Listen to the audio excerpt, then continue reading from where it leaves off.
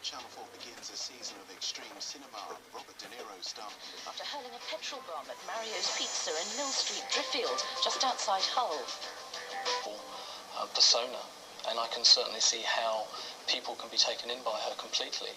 The probe into Mont, who's wanted in connection with a series of major frauds, has been a 7-year saga, but last September it took a surprise twist when Detective Steve Skerritt went looking for a family computer. I saw what looked like an outstanding offer and went round to an address in Hove where I met Fiona for the first time. My impression of Fiona was one of a confident business-type lady. But it emerged that the computer he was about to buy was at the centre of a massive fraud involving stolen office equipment. Both suppliers and customers were ripped off to the tune of hundreds of thousands of pounds. We got a search warrant, and on the Monday, rather than go back down there and buy the computer system, we actually went down there and raided her flat. Mont was arrested in connection with the fraud and taken to Stenning Police Station in Sussex. It was an extraordinary fall from grace for a woman who had all the advantages of a privileged upbringing. Mont was born and raised in an exclusive part of Lewes in East Sussex. She came from one of the most prominent families in the area. An entry in Debrett's reveals that her mother was the leader of East Sussex County Council, while her father was a partner in a top law firm. But his daughter had always played games with the law. After her arrest, Mont was released on police bail, but that didn't stop her phoning up the man who'd just taken her into custody. And during that conversation, she happened to chop in the sentence, "Would you like to come round for a glass of wine?" that evening. Took me a bit back by surprise. I've never been invited round for wine before, under those circumstances anyway. And I declined the offer, telling her that it's not very professional. She assured me that we wouldn't talk about the case in question, but nevertheless the offer was declined. DC Skerritt isn't the only man to have encountered Mont's inimitable style. For 7 years, DC Dave West had made it his personal quest to investigate her activities, but she subjected him to a barrage of taunts. Things have developed to be quite a game of cat and mouse between myself and Fiona, and on at least one occasion I did receive a fax from her home address sent to the Dave West fan club, which contained numerous comical observations, all at my expense. Her next correspondence, under an assumed name, was even more audacious. On another occasion I received this, which is in fact a cheque drawn on a bank account opened in the name of Miss A. Miller, drawn for £1 million. And her comment to me in a later conversation was that I should hang on to the cheque because it could prove to be good for the full value in due course.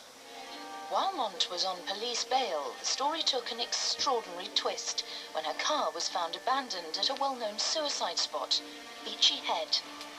The Coast Guard and police helicopters launched a major search operation.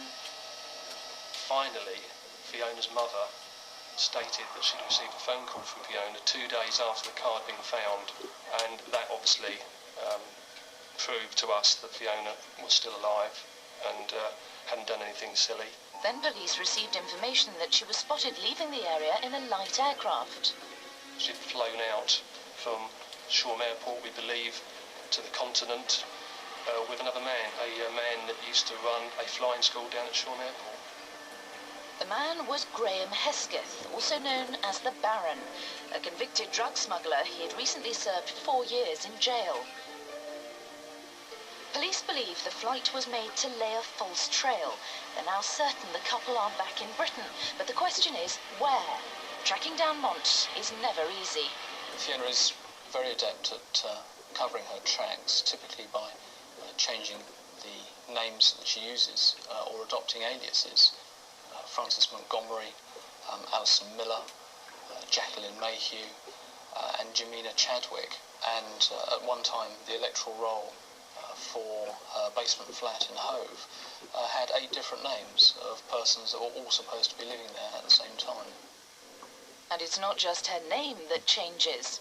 During the search of the flat, we in fact found these 2 wigs, as you can see, is a blonde one and a redhead. And as we do not believe these were for her boyfriend's use, we believe they're for her use.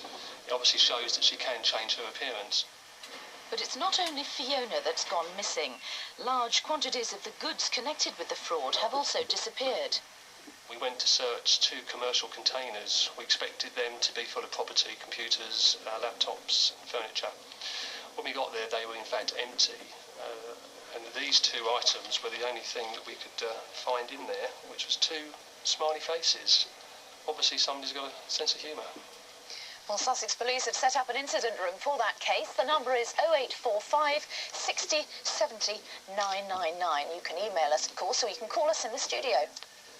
And remember, all of tonight's cases are featured on our website if you want a closer look. Now, here's tonight's final Most Wanted file. Smooth talking. Haven't. No. This year, the organisers say they'll put in extra security measures to stop gate crashers from getting in. Well, I'll be back shortly with the main news, and in football, who will England, Scotland, Wales and Northern Ireland face in the European Championships? But first, David to ITV Newsrooms around the country. Thank you, Mary. Good afternoon. The news now from Meridian. A woman from Brighton, described as Britain's most wanted woman, has been tracked down in Spain. 31-year-old Fiona Mont is nicknamed the Cat for her ability to give police the slip. She's been on the run since fleeing Sussex more than 2 years ago. She's first thought to have fled to Holland, but was caught by police in Malaga. She's now behind bars after allegedly masterminding a £300,000 computer fraud. This is the face of Fiona Mont, the woman dubbed Britain's most wanted, being questioned by police after undercover officers raided her home in Sackville Road in Hove. She later skipped bail, faked her own death at Beachy Head and fled the country, flying from Shoreham Airport with her boyfriend Graham Hesketh, himself a convicted drug trafficker. The former Brighton public schoolgirl was arrested by Spanish police in Malaga yesterday morning over an alleged £300,000 fraud involving the sale of computers. The situation with Fiona Mont is that extradition proceedings will continue. She will remain in Spain until those proceedings are finished, and then we hope that she'll be returned to the UK and put before UK courts.